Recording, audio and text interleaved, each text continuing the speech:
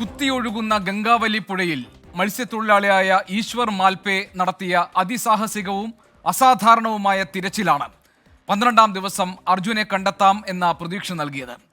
കരയിൽ നിന്ന് 132 മീറ്റർ അകലെ ലോറി ചെരിഞ്ഞ നിലയിൽ ഗംഗാവലിയിൽ ആണ്ടുകിടക്കുന്നു എന്ന് ഉറപ്പാക്കാനായിട്ടുണ്ട്. ലോറിയുടെ ക്യാബിൻ കണ്ടെത്തി ഉള്ളിൽ അർജുനെ തിരയുകയായിരുന്നു മാൽപേയുടെ ഇന്നത്തെ ലക്ഷ്യം. 3ാം വട്ടത്തെ മുങ്ങലിൽ സുരക്ഷാപടം അയഞ്ഞതിനാൽ ഒഴുകിപ്പോയ ഈശ്വർ മാൽപേയെ പിന്നീട് നാവിക സംഘം തിരിച്ചെത്തിക്കുകയായിരുന്നു. പരിശീലനം ലഭിച്ച മുങ്ങൽ വിദഗ്ധർക്ക് പോലും ഇറങ്ങാനാകാത്ത കുത്തൊഴുക്കിലേക്ക് മാൽപേ ഊളിയിട്ടത് ഔദ്യോഗിക അനുമതികൾ ഇല്ലാതെയാണ്. പ്രതികൂല കാലാവസ്ഥയും പ്രതിസന്ധികളും വകവയ്ക്കാതെ മാൽപേയുടെ നേതൃത്വത്തിലുള്ള മത്സ്യത്തൊഴിലാളി സംഘം ഗംഗാവലിയിൽ ഇറങ്ങിത്തിരയാൻ പ്രകടിപ്പിച്ച സന്നദ്ധതയും ആത്മവിശ്വാസവും ധീരതയും പ്രശംസിക്കപ്പെടേണ്ടതാണ്. അപ്പോഴും അജ്ഞാതമായ ആഴങ്ങളിൽ എവിടെയോ ആണ് ഇപ്പോഴും അർജുൻ എന്നത് നമ്മുടെ എല്ലാം വേദനയായി തന്നെ തുടരുന്നു. ഇന്നും ചർച്ച അർജുനെ കുറിച്ച് തന്നെ. എൻകൗണ്ടർ പ്രൈമിലേക്ക് സ്വാഗതം.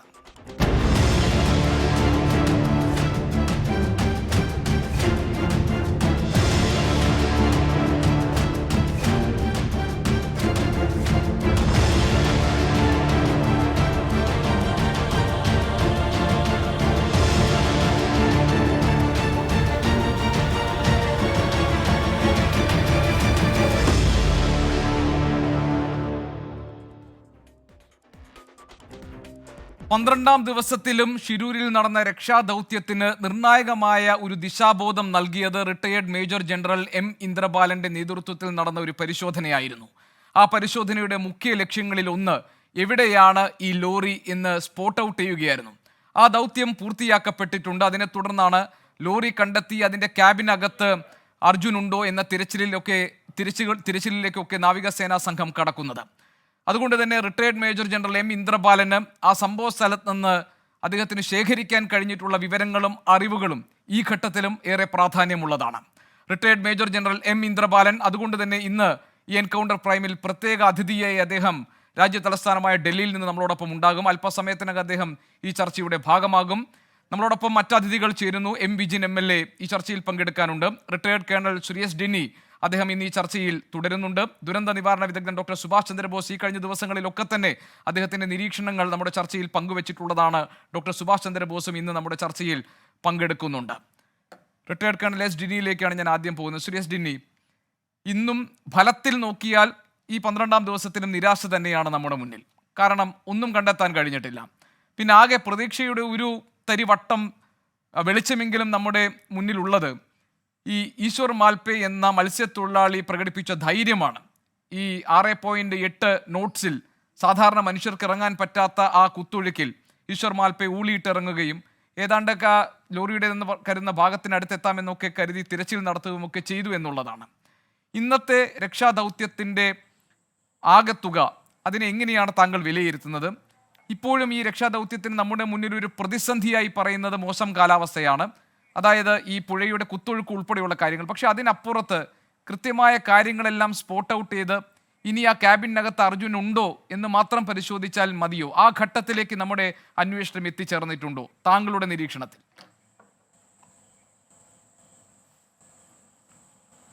തീർച്ചയായിട്ടും ശ്രീ ഗോപികൃഷ്ണ, ഇന്നത്തെ ഒരു ഓപ്പറേഷൻ എന്ന് പറഞ്ഞാൽ നമ്മളൊരു painfully slow progress towards Arjun എന്ന് വേണമെങ്കിൽ പറയാം. അതായത് വളരെ ഒരു ചെറിയ ചെറിയ സ്റ്റെപ്പ് അർജുനിലേക്ക് എത്താനുള്ള ഒരു ദൗത്യമായിട്ടാണ് ഞാൻ ഇന്നത്തെയും കൂടെ കാണുന്നത്. കാരണം നേരത്തെ പറഞ്ഞ പോലെ ശ്രീ ഈശ്വർ മാൽപേ പോലുള്ള ഒരു മത്സ്യത്തൊഴിലാളി അദ്ദേഹത്തിന് സ്വന്തം ജീവൻ പോലും അപകടത്തിൽ വരാം എന്നുള്ള ഒരു സ്ഥിതി ഉണ്ടായിട്ട് പോലും, ഒഫീഷ്യലായിട്ടുള്ള ഒരു പെർമിഷൻ കിട്ടാതിരുന്നിട്ട് പോലും അദ്ദേഹം ആ ഒരു ദൗത്യത്തിലേക്ക് ഇറങ്ങി.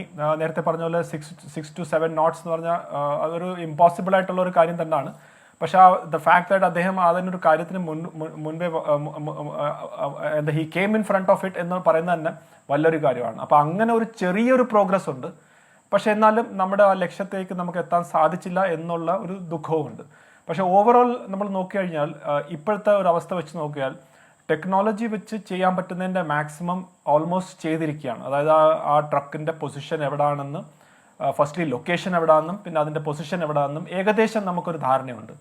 ഇനി ഫിസിക്കലി ഒരു മനുഷ്യൻ താഴെ പോയി ആ ഫിസിക്കലി വെരിഫൈ ചെയ്ത് ഫിസിക്കലി ആയിട്ട് ആ ക്യാബിൻ കണ്ടുപിടിച്ച് ഫിസിക്കലി ആയിട്ട് മാത്രമേ അർജുൻ ഉണ്ടോ ഇല്ലയോ എന്നുള്ള ഒരു കൺഫർമേഷൻ നമുക്ക് കിട്ടാൻ സാധിക്കൂ. അതിന് സാധിക്കണമെങ്കിൽ തീർച്ചയായിട്ടും ഈ പുഴയുടെ ആ ഒരു സ്പീഡ് ഒന്ന് കുറഞ്ഞേ തീരൂ. അപ്പോൾ ഇപ്പോൾ ഒരു 6 to 7 knotsലാണ് ശ്രീ ഈശ്വർ മൽപയൊക്കെ ഇങ്ങനെ ചെയ്യാൻ പറ്റുമെങ്കിൽ തീർച്ചയായിട്ടും ഒരു 4 knots ഒരു അതിലും കുറച്ച് താഴെയൊക്കെ വരികയാണെങ്കിൽ വളരെ കുറച്ചും കൂടെ ഒരു റിലേറ്റീവ്ലി ഈസിയർ രീതിയിലേക്ക് പോയി അത് ചെക്ക് ചെയ്യാൻ പറ്റും എന്നാണ് എനിക്ക് തോന്നുന്നത്. ഇൻക്ലൂഡിങ് നേവിയുടെ ഡൈവേഴ്സ് ആയാലും ശരി അവരും പോകും. നേവിയുടെ ഡൈവേഴ്സ് അതുകൊണ്ട് തന്നെയാണ് അവർ പോകാതിരുന്നത്. കാരണം അവർക്ക് ഇതിനെക്കുറിച്ച് ഒരു ധാരണയുണ്ട്. അതായത് ഈ ഇത്രയും നോട്ട്സിൽ ഒരു നിയർ ഇമ്പോസിബിൾ തന്നെയാണ്. പക്ഷേ ഈശ്വർ മൽപെ എന്ന ആ വ്യക്തി അദ്ദേഹം ലോക്കലാണ്, അദ്ദേഹം ഈ ഏരിയയിലൊക്കെ ഉള്ള പരിചയം ഉണ്ടായതുകൊണ്ട് അതൊരു ആഡഡ് അഡ്വാൻറ്റേജ് ആണ്. ബട്ട് തീർച്ചയായിട്ടും പോസിറ്റിവിറ്റി ഇന്നത്തെ പോസിറ്റിവിറ്റി അല്ലെങ്കിൽ പോസിറ്റീവ് എന്ന് നോക്കുന്ന കാര്യം നോക്കുകയാണെങ്കിൽ തീർച്ചയായിട്ടും ശ്രീ ഈശ്വർ മൽപയുടെ അദ്ദേഹത്തിൻ്റെ ആ ഒരു അതായത് ഹെൽപ്പ് ചെയ്യണം എന്നുള്ള ആ ഒരു ചിന്തയും അദ്ദേഹത്തിൻ്റെ ആ ആക്ഷനുമാണ് നമുക്ക് പോസിറ്റീവായിട്ട് കാണാൻ പറ്റുന്നത്.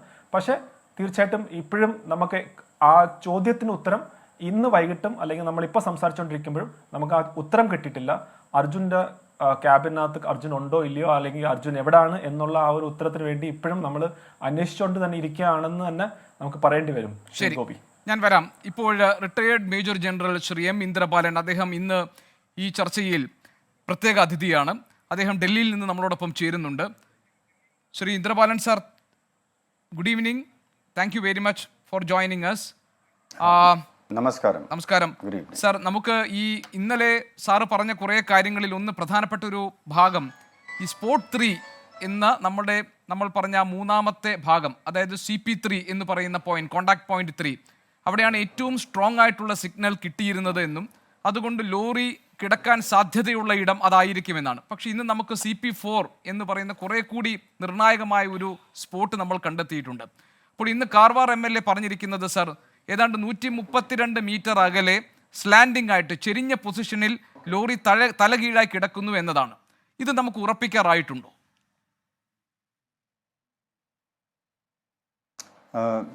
നമുക്ക് നമ്മുടെ ടെക്നോളജിയിൽ we don't have a video camera or a still camera to give an exact picture, ട്രക്കിൻ്റെ എക്സാക്ട് പിക്ചർ നമുക്ക് കൊടുക്കാൻ പറ്റില്ല. I think that is understandable. നമ്മുടെ technology is using reflected radar signals. ആ സിഗ്നൽസിനെ നമ്മൾ എൻഹാൻസ് ആക്കിയിട്ട് ആ സിഗ്നലിനെ സ്റ്റഡി ചെയ്തിട്ട് we give an idea of highest probability.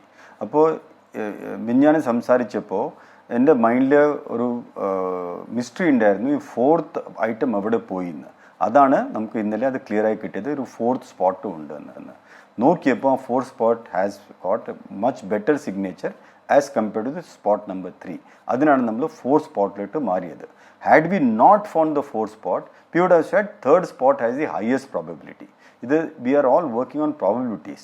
ഒരു പ്രാവശ്യം കണ്ണുകൊണ്ട് കണ്ടു കഴിഞ്ഞാൽ we can be very sure. So till then നമുക്ക് probability rule out പോകണം. So if in the ruling out, if you are taking some risky operations, അതിന് highest probability ആണ് തുടങ്ങേണ്ടത്. ഈ 4ൽ ഒന്ന് ട്രക്ക് ആവാൻ ഫുൾ ചാൻസ് ഉണ്ട്. ഏറ്റവും maximum chance is in CP4. That is why our advice was start from here. And അതാണ് ചെയ്യേണ്ടത്. Which means till now we are doing that mitigation on probability. That is CP4 is also, it's a probability. We are not sure about it, right? Yes, it will always remain a probability. The point is how high is the probability or how low is the probability. So 4 വെച്ച് നോക്കുമ്പോൾ CP4 has the highest probability, and we are saying that with 70% probability factor we can say the truck is there. Sir കഴിഞ്ഞ ദിവസം പറഞ്ഞത് we were totally blind. We had no idea what is where. Sir കഴിഞ്ഞ ദിവസം പറഞ്ഞത് 4 ലോഹ വസ്തുക്കളെ ആണ് നമുക്ക് ഡിറ്റക്ട് ചെയ്യാനുള്ളത്. ഒന്ന് അതിൻ്റെ സുരക്ഷാ റെയിൽ, ഇരുമ്പ് ലോഹം കൊണ്ടുണ്ടാക്കിയത്. 2 ഒരു ടവറാണ്. 3 നമുക്ക് ഈ അർജുൻ ഓടിച്ച ലോറിയാണ്. 4 ടാങ്കർ ലോറിയുടെ ക്യാബിനാണ്. ഇങ്ങനെ 4 വസ്തുക്കളാണ് കണ്ടെത്താനുള്ളത്. അതിൽ 3 വസ്തുക്കളുടെ കാര്യത്തിൽ ഏതാണ്ട്, അല്ലെങ്കിൽ 2 വസ്തുക്കളുടെ കാര്യത്തിൽ ഏതാണ്ട് ഉറപ്പായി കഴിഞ്ഞു. കാരണം ടവറിൻ്റെ ഭാഗങ്ങൾ ഉറപ്പിക്കാൻ കഴിഞ്ഞിട്ടുണ്ട്. അതുപോലെ തന്നെ ആ സേഫ്റ്റി റെയിലിൻ്റെ കാര്യത്തിലും പറ്റിയിട്ടുണ്ട്. പക്ഷെ നമ്മളുടെ തിരച്ചിൽ മുഴുവൻ അർജുൻ്റെ ലോറിക്ക് വേണ്ടിയാണല്ലോ. അപ്പോൾ അത് 3 ആണോ 4 ആണോ എന്ന കാര്യത്തിൽ ഇപ്പോഴും ഒരു കൺഫ്യൂഷൻ ഉണ്ടോ സാർ? ഞാൻ ചോദിക്കാൻ കാരണം ആ 3ഉം 4ഉം 2 സ്പോട്ടുകൾ നമ്മൾ ഐഡൻറ്റിഫൈ ചെയ്തിരിക്കുന്ന സാഹചര്യത്തിൽ ഒന്ന് അർജുൻ്റെ ലോറിയും മറ്റൊന്ന് ഒഴുകിപ്പോയ ടാങ്കറിൻ്റെ ക്യാബിനും ആകാമല്ലോ. മാത്രമല്ല അർജുൻ്റെ ലോറി ക്യാബിനിൽ നിന്ന് വേർപെട്ടിട്ടുണ്ടോ എന്ന് നമുക്ക് ഇപ്പോഴും ഉറപ്പിക്കാനും കഴിഞ്ഞിട്ടില്ലല്ലോ സാർ. അപ്പോൾ ഇറ്റ് ക്യാൻ ബി 3 4 എന്ന നിലയിലാണോ? അല്ല, നമ്മൾ ഉറപ്പായി പറഞ്ഞിട്ടുണ്ട് ബിറ്റ്വീൻ 3 and 4 നമ്മുടെ സിഗ്നേച്ചർ പ്രകാരം 4th higher probability. That is why we are saying please work on 0.4. ആ 0.4 റൂൾ ഔട്ട് ചെയ്താൽ completely by somebody going out or getting some better picture or some other method of doing it, apply 0.3 പോകാൻ പാടുള്ളൂ. First we have to work on 0.4 is what we have advised. അങ്ങനെയാണെങ്കിൽ sir, ഇത് ഈ lorry ഒരു slanting പൊസിഷനിലാണ്, it's almost 132 meters away from the land surface എന്നൊക്കെ നമ്മൾ പറയുന്നതും ഒരു പ്രോബബിലിറ്റി ആണല്ലേ sir? Definitely. The signature studying interpretation is a very advanced science. പക്ഷെ അതിനും limitations ഉണ്ട്. Within that limitation, we have to give highest probability factor. That is how everything works. നമ്മൾ satellite imagery ചെയ്താലും the imagery when you take underground, nobody gives you a underground image of something. So they interpret and tell you what is the highest probability of a particular deposit being present in some place. അങ്ങനെയാണ് most of the signature based radar based സിസ്റ്റംസിൽ even when you spot an aircraft somewhere, ആ റഡാറിലും there is a something called as ruling out the false positives and coming to some conclusion. So all signal based interpretation have a probability factor. Sir, അങ്ങനെയാണെങ്കിൽ ഇപ്പോൾ താങ്കൾ തന്നെ പറയുന്നത് ഇത് high risk ആണ് ഇപ്പോൾ നടക്കുന്ന ഓപ്പറേഷൻ. അതിനൊരു കാരണം ഗംഗാവലി പുഴയിലെ അടിയൊഴുക്ക്, കുത്തൊഴുക്ക് എന്ന് പറഞ്ഞത് ഏതാണ്ട് 6.87 knots ആണ്. സാധാരണ ആളുകൾക്ക് ഇറങ്ങാൻ കഴിയില്ല. നാവികസേനയുടെ, നേവിയുടെ മുങ്ങൽ വിദഗ്ധർക്ക് പോലും ഇറങ്ങാൻ കഴിയാത്ത ആ ഇടത്താണ് ഈശ്വർ മാൽപേ എന്ന മത്സ്യത്തൊഴിലാളി ഇറങ്ങി പരതാൻ ധൈര്യം കാണിച്ചത്. അപ്പോൾ അതിനകത്തൊരു വലിയ റിസ്ക് ഫാക്ടർ ഉണ്ടല്ലോ സാർ. നമുക്ക് ഉറപ്പില്ലാത്തൊരു സ്ഥലത്ത് ഇതാ ഇവിടെ ആയിരിക്കും ലോറി എന്ന പ്രോബബിലിറ്റിയുടെ പുറത്ത്, അനുമാനത്തിൻ്റെ പുറത്താണല്ലോ ഈ റിസ്ക് നമ്മൾ എടുക്കുന്നത്. അങ്ങനെ ഒരു റിസ്ക് ഏറ്റെടുക്കുന്നതിനോട് താങ്കൾക്ക് യോജിപ്പുണ്ടോ? കാരണം നമ്മൾ അറിയുന്നത് ഔദ്യോഗികമായ ഒരു അനുമതി, ഒരു ഒഫീഷ്യൽ അനുമതി അദ്ദേഹത്തിന് കിട്ടിയിട്ടില്ല, ഈശ്വർ മാൽപ്പയ്ക്ക് കിട്ടിയിട്ടില്ല. സ്വന്തം നിലയിൽ ജീവൻ പണയപ്പെടുത്തി ഈ അന്വേഷണത്തിന് വേണ്ടി ഇറങ്ങുകയാണ്. അതിനോട് താങ്കൾക്ക് യോജിപ്പുണ്ടോ?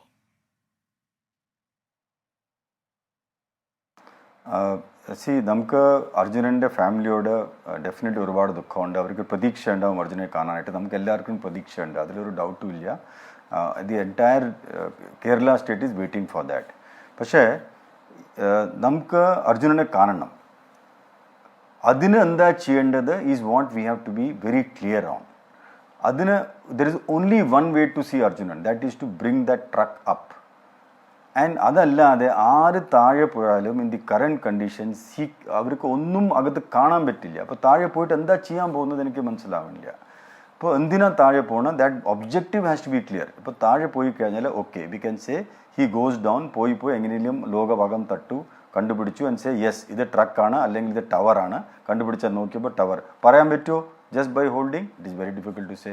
പിന്നെ അതിൻ്റെ മേലെ മൊത്തം മണ്ണും കിടക്കുകയാണെങ്കിൽ ട്രക്ക് തന്നെ എത്താൻ പറ്റില്ല. അപ്പോൾ താഴെ പോയിട്ട് അവർ ധൈര്യം കാണിക്കണ്ടേ, പക്ഷേ ഔട്ട്കം എന്തായിരിക്കും? I am little doubtful.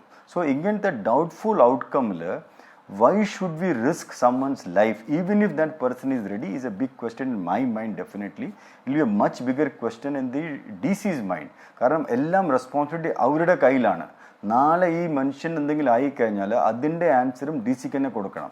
ആ ഡി സി എങ്ങനെ ആ ആൻസർ കൊടുക്കും? How did she permit it? So നമുക്കൊരു ഇപ്പോൾ നമ്മൾ ബാറ്റിൽ ഫീൽഡിൽ വി റിസ്ക് അവർ ലൈഫ്സ്. എന്തിനാ? നമുക്ക് ദേശത്തിനെ രക്ഷിക്കണം. We have to protect the country or we have to protect in some hostage situation. Energy goes, they have to save a life. ഇവിടെ നമ്മൾ ഒരു റിട്രീവ് ചെയ്യാൻ മാത്രം നോക്കണം. ഈ റിട്രീവൽ ഓപ്ഷനിൽ ലൈഫ് റിസ്കിൽ ഇടാതെ എഞ്ചിനീയറിംഗ് ഓപ്ഷൻ ഉപയോഗിച്ചിട്ട് നമ്മൾ ഇത് ചെയ്യണമെങ്കിൽ that is I think A more vice option and better option and possibly A more viable option. പക്ഷേ ഇന്ദ്രപാലൻ സാർ, ഇപ്പോഴും നമ്മളെ സംബന്ധിച്ച് ഇപ്പോൾ താങ്കൾ നേതൃത്വം കൊടുക്കുന്ന സംഘത്തിൻ്റെ ഒരു പ്രധാനപ്പെട്ട ലക്ഷ്യം എന്ന് പറയുന്നത് എവിടെയാണ് അർജുൻ്റെ ലോറി കിടക്കുന്നത് എന്ന് കണ്ടെത്തുകയാണ്. താങ്കൾ ഈ ദൗത്യത്തിൻ്റെ ഭാഗമായി പുറപ്പെടുന്നതിന് മുൻപ് ഞാൻ താങ്കളുമായി സംസാരിച്ചിരുന്നു ടെലിഫോണിൽ. അപ്പോൾ താങ്കൾ പറഞ്ഞു ഞങ്ങളെ ഏൽപ്പിച്ചിരിക്കുന്ന ജോലി ഇതിനെ ലൊക്കേറ്റ് ചെയ്യുക എന്നതാണെന്നാണ്. അപ്പോൾ താങ്കളുടെ നേതൃത്വത്തിലുള്ള സംഘം നടത്തിയ ഈ തിരച്ചിൽ അങ്ങനെ ഒരു ഡെഫിനിറ്റ് ഔട്ട്കം ഉണ്ടായിട്ടില്ല എന്നാണോ ഈ പറയുന്നത്?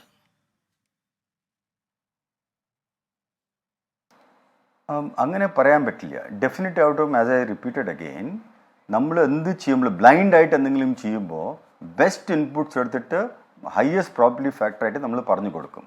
അപ്പോൾ നമുക്ക് ഇത് CP1 ആണ് ട്രക്ക് എന്ന് പറയായിരുന്നു, അങ്ങനെ നിങ്ങൾ പറഞ്ഞിട്ടില്ല അല്ലേ? ഓർ CP3 ആയിരുന്നു പറയാൻ, CP2 ആയിരുന്നു പറയാൻ പറ്റായിരുന്നു, പറഞ്ഞിട്ടില്ല. So we are saying that CP4ലാണ് highest probability, there a very high chance you will get it there.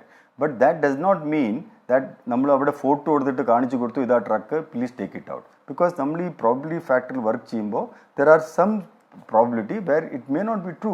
അത് മാത്രമല്ല, as I just conveying in another TV, അവിടെ ഈ മൊത്തം iron or deposit very high content ആണ്. അവിടെ ഈ കോളേജ് ഓഫ് മിലിറ്ററി എഞ്ചിനീയറിംഗിന് ദേ ഹാഡ് ബ്രോഡ് മാഗ്നറ്റോമീറ്റർ അവർ ഈ അവിടെ പോയിട്ട് മണ്ണിലെല്ലാം നോക്കിയപ്പോൾ whenever they are going close to any rock അവിടെ മാഗ്നറ്റോമീറ്റർ ബീപ്പ് കാണിക്കുന്നുണ്ട്. അതിൻ്റെ അർത്ഥം എന്താണ്? Huge deposit of iron ore which itself has got magnetic properties. അപ്പോൾ ഇതിൻ്റെ ഈ ട്രക്കിൻ്റെ മേലെ കല്ലൊക്കെ കിടക്കുകയാണെങ്കിൽ അവിടെയും കുറച്ച് മാഗ്നറ്റിക് പ്രോപ്പർട്ടി വരാൻ സാധ്യതയുണ്ട്.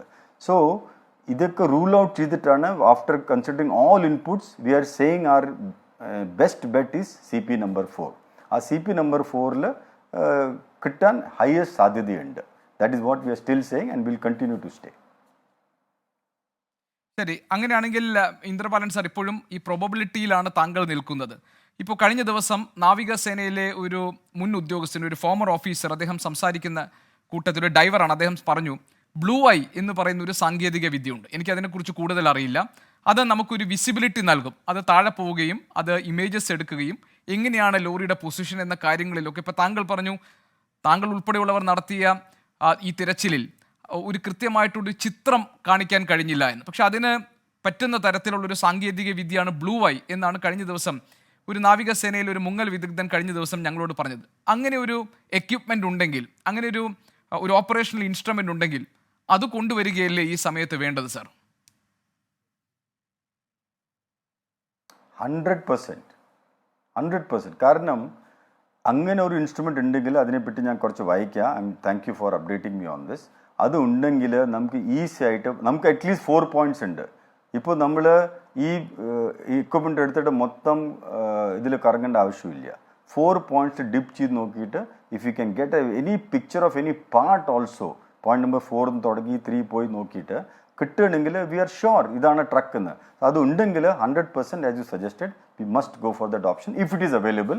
But who will make it available, എവിടുന്ന് വരും, I am not the authority to comment on that. ഈ ഓപ്ഷൻ ഉണ്ടെങ്കിൽ ഡെഫിനറ്റ്ലി ചെയ്യണം. It is better option than sending A human ബീങ്ങിനെ താഴെ ഇറങ്ങുന്നതിനെക്കാട്ടിലും നല്ല ഓപ്ഷൻ ഇതാണ്. ഇന്ദ്രപാലൻ സാർ, അന്ന് കഴിഞ്ഞ ദിവസങ്ങളിൽ മീഡിയയോട് ബ്രീഫ് ചെയ്തപ്പോൾ താങ്കൾ പറഞ്ഞൊരു കാര്യം, ഈ അപകടത്തിൽ നേരെ ലോറി ഈ ലാൻഡ് സർഫസിൽ നിന്ന്, അതായത് റോഡിൽ നിന്ന് നിരങ്ങി നീങ്ങി നേരെ വെള്ളത്തിലേക്ക് വീണിട്ടുണ്ടാകും. പിന്നെ ഒരു സബ്മറൈൻ പോലെ വെള്ളത്തിനടിയിലൂടെ ഒഴുകി അത് കുറച്ചുകൂടെ ദൂരെ പോയിട്ടുണ്ടാകും എന്നതാണ്. ഇത് 2 തരത്തിൽ, ഇത് സത്യത്തിൽ ഇതൊരു ഞാൻ അങ്ങനെ കുറച്ച് കാണുകയല്ല, എങ്കിലും അതിനൊരു ലോജിക്കും ഒരു കോമൺ സെൻസ് അസംഷനും ഒക്കെയാണത്.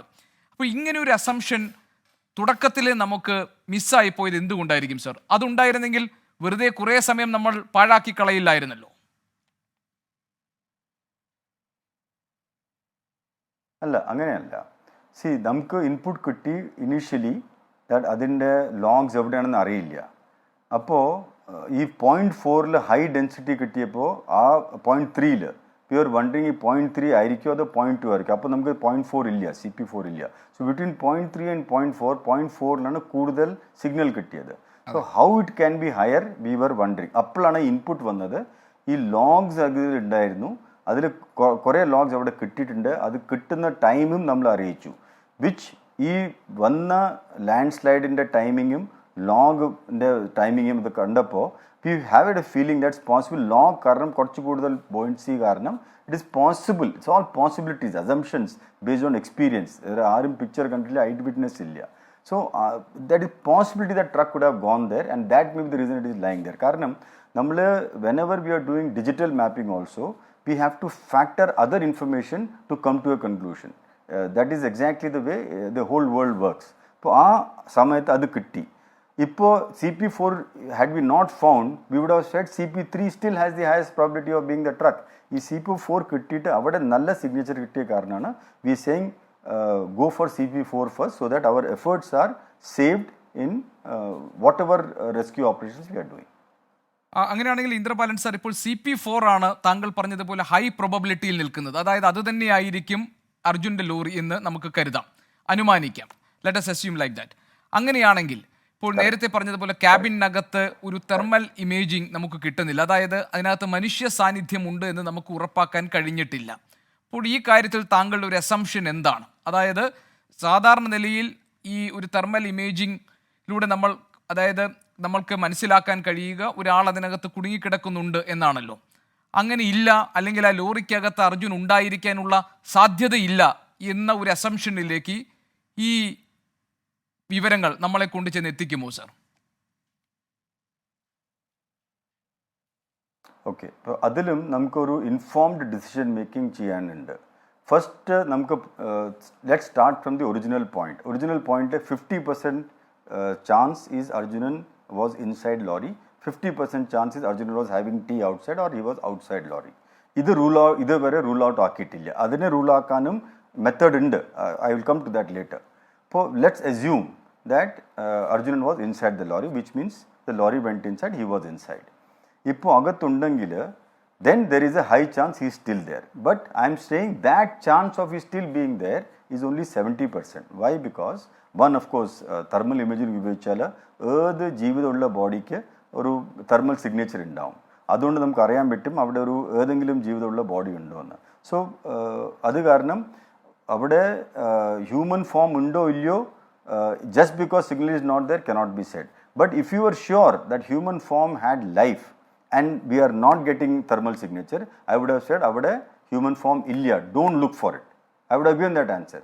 പക്ഷേ നമുക്കറിയാം, if you just simply calculate, assuming that Arjunan was there, he was still inside, strong man, good willpower, അവർ അകത്ത് he is fighting to survive, അങ്ങനെ ഒരു സ്ട്രോങ് മനുഷ്യനാണ്, അത് വിചാരിച്ചാൽ there is this ട്രക്കിൽ 2.5 meter approximately 2.5 meter ഡയമെൻഷൻ ഉണ്ട് അതിൻ്റെ ക്യാബിന്. അപ്പോൾ അതിൻ്റെ ടോട്ടൽ വോള്യൂം എടുക്കുന്നത് something like 13.5 cubic meters or 13,500 litres ആയിരിക്കും അതിൻ്റെ കപ്പാസിറ്റി. ഒരു അതിൽ ഓക്സിജൻ കണ്ടൻറ്റ് ഈസ് റഫ്ലി അബൌട്ട് 2,900 cubic meters. സോ ഇതാണ് അതിൻ്റെ oxygen content in terms of volume. അപ്പോൾ അതിൽ human consumption under normal conditions is റഫ്ലി 500 to 550 ലിറ്റേഴ്സ്.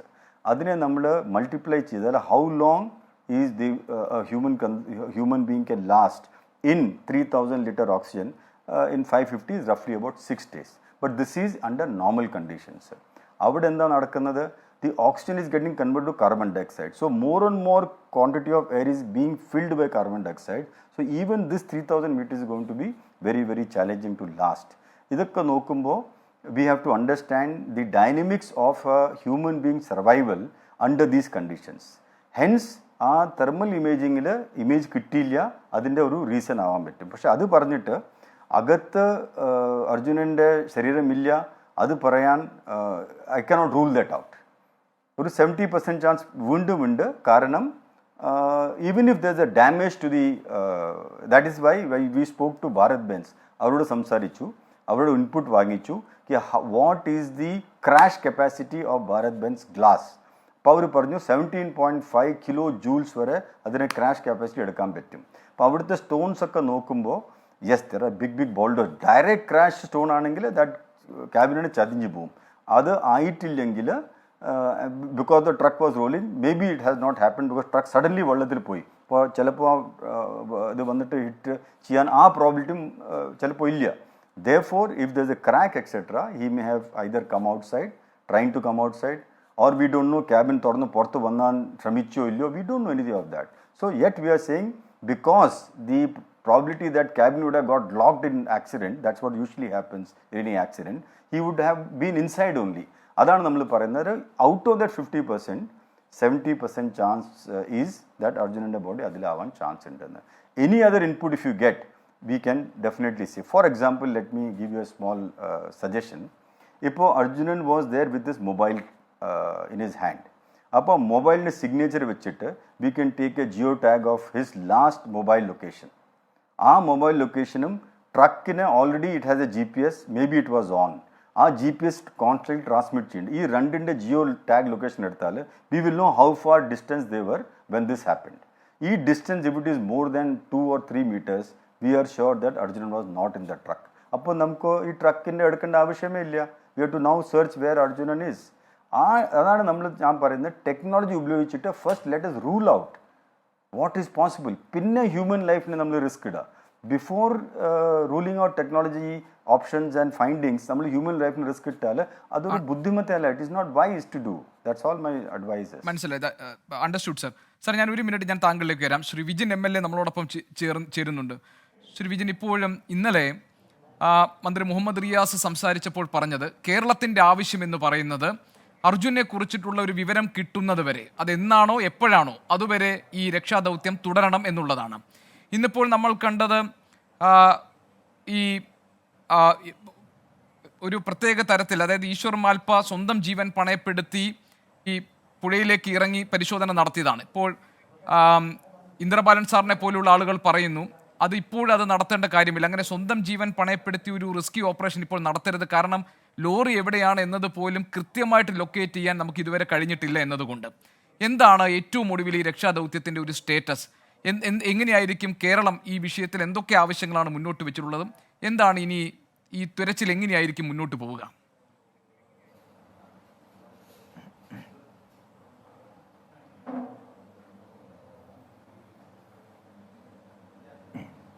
ഇന്ദ്രബാലൻ സാർ, അദ്ദേഹം തീർച്ചയായും ഇതിൻ്റെ പാർട്ടായിരുന്നു. അദ്ദേഹം തന്നെയാണ് ഇതിൻ്റെ പലതരത്തിലുള്ള ഇടപെടലുകളും നടത്തിയ ഒരു ഓഫീസർ.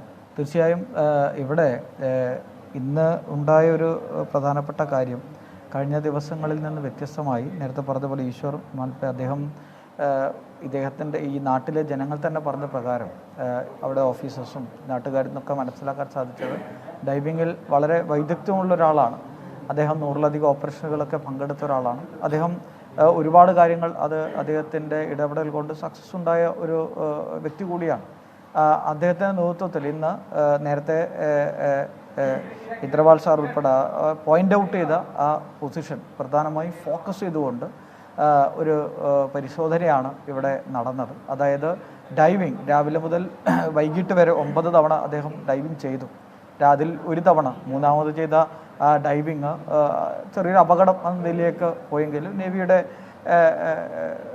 ബോട്ട് വളരെ പെട്ടെന്ന് തന്നെ അദ്ദേഹത്തെ തിരിച്ച് ബോട്ടിലേക്ക് കയറ്റുന്ന ഒരു നിലയുമുണ്ടായി. ഇപ്പോൾ നേവിയുടെ ഏറ്റവും പ്രധാനപ്പെട്ട ഉദ്യോഗസ്ഥരോട് വൈകുന്നേരം നമ്മുടെ ബഹുമാനപ്പെട്ട ശശീന്ദ്രൻ മിനിസ്റ്റർ ഉൾപ്പെടെ അദ്ദേഹം ഇവിടെയുണ്ട്. റിയാസ് മിനിസ്റ്റർ ഇന്നലെ മുതൽ ഇന്ന് വൈകിട്ട് വരെ അദ്ദേഹം ഇവിടെ ഉണ്ടായിരുന്നു. അപ്പോൾ വൈകിട്ട് ശശീന്ദ്രൻ മിനിസ്റ്റർ ബഹുമാനപ്പെട്ട കലക്ടറോടും നേവിയുടെ ഉദ്യോഗസ്ഥരോടും സംസാരിച്ചപ്പോൾ ഈ ഒഴുക്ക് പ്രതികൂലമായ ഒരു സാഹചര്യമാണ് ഇവിടെ ഉണ്ടാക്കുന്നത് എന്നുള്ളതാണ്.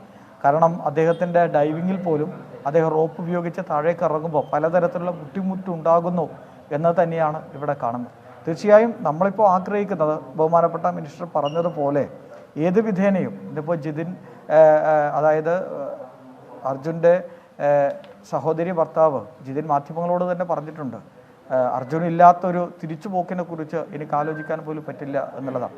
ആ പ്രതീക്ഷയിൽ തന്നെയാണ് നമ്മളെല്ലാം നിൽക്കുന്നത്. അതുകൊണ്ട് ബഹുമാനപ്പെട്ട കേരള മുഖ്യമന്ത്രി കേന്ദ്രമന്ത്രിക്കും അതോടൊപ്പം തന്നെ കർണാടക ബഹുമാനപ്പെട്ട മുഖ്യമന്ത്രിക്കും ഉൾപ്പെടെ കത്തയക്കുകയുണ്ടായി. നേവിയുടെ ഉൾപ്പെടെ ഏറ്റവും സാങ്കേതികമായ വൈദഗ്ധ്യം ഏതൊക്കെ രൂപത്തിൽ ഉപയോഗിക്കാൻ പറ്റുമോ അതെല്ലാം ഉപയോഗപ്പെടുത്താൻ ആവശ്യമായ ഇടപെടൽ ഉണ്ടാകണം. അതുതന്നെയാണ് നമ്മളും ആഗ്രഹിക്കുന്നത്. ഇന്നിവിടെ ജില്ലാ ഭരണകൂടത്തോടും ബന്ധപ്പെട്ട ഉദ്യോഗസ്ഥരോടുമെല്ലാം ബഹുമാനപ്പെട്ട മന്ത്രിമാരുൾപ്പെടെ മീറ്റിംഗ് നടത്തിയപ്പോൾ ആവശ്യപ്പെട്ടതും അത് തന്നെയാണ്. ഏത് സാങ്കേതിക വിദ്യ ഉപയോഗപ്പെടുത്തിയിട്ടായാലും അല്ലെ ഏത് ടെക്നോളജിയെ നമ്മൾ ഉപയോഗപ്പെടുത്തിയിട്ടായാലും അതിൻ്റെ ഒരു റിസൾട്ടിലേക്ക് എത്തിക്കുന്നതിന് വേണ്ടിയിട്ടുള്ള പ്രവർത്തനം ഉണ്ടാവുക എന്ന് തന്നെയാണ്. ഈശ്വർ മാൽപ്പയെ പോലെയുള്ള അല്ലെങ്കിൽ ഈശ്വർ മാൽപ്പ നേതൃത്വം കൊടുക്കുന്ന മത്സ്യത്തൊഴിലാളികൾ ഒരു സംഘം, അവർ ഈ പുഴയെ അവർക്ക് നന്നായിട്ട് അടുത്തറിയാവുന്ന ആളുകളാണ്. മാത്രമല്ല അവർ ഇത്തരം ദൗത്യം ഇതിനു മുൻപ് നടത്തിയിട്ടുള്ളവരുമാണ്. അപ്പോൾ അവർക്ക് കുറച്ചുകൂടി ആത്മവിശ്വാസത്തിൽ അവരിതിൽ ഇറങ്ങാമെന്ന് ആവർത്തിച്ചു പറയുകയാണ്. അപ്പോൾ അവരെ തന്നെ നമുക്ക് ആശ്രയിക്കാമെന്നാണോ താങ്കളുടെ അഭിപ്രായം?